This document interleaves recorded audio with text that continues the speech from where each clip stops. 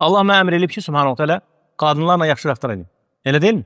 Bu Allahın əmridir subhanahu teala. Bayaq dediyim kimi başqa əmrlər olduğu kimi.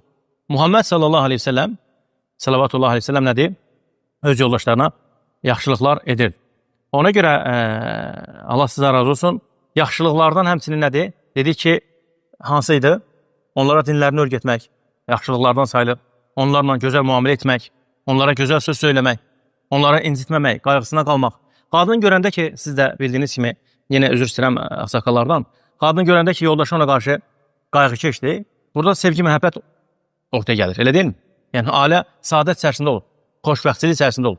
Sevgi, məhəbbət deyəndə başqa şeylər yozulmaz. Yəni, bir mənada saadət baş verir. Saadət baş verir, orada elhamdülillah, ailə belə deyək də, müstəqim olur, gözəl şəkillər olur. Uşaqlara da fayda olur. Uşaqlara da fayda olur. Amma əksi olanda Allah korusun, dava qırğan söz söhbət, nə qadın kişiyə kömək eləyir, nə kişi qadına kömək eləyir. Yəni, Allah bizim hamımızı bağışlasın. Allah subhanətələ bizə nəsib eləsin. Həqiqətən, Allahın bu əmrini yerinə yetirməyi. Allah subhanətələ buyurur ki, وَعَاشِرُهُنَّ بِالْمَعْرُوفِ Onlarla gözəl şəkildə raftar edin. Həm də fikirləşmək lazımdır ki, Quran-ı Kərimdə onların haqqında sura nazil olur. Fikir versiniz, bu elə-belə məsələ deyil. Qadınlar haqqında sura nazil olur. Heç kişilər haqqında sura nazil olur mu? Amma qadınlar haqqında sura nazil olur, düzdür?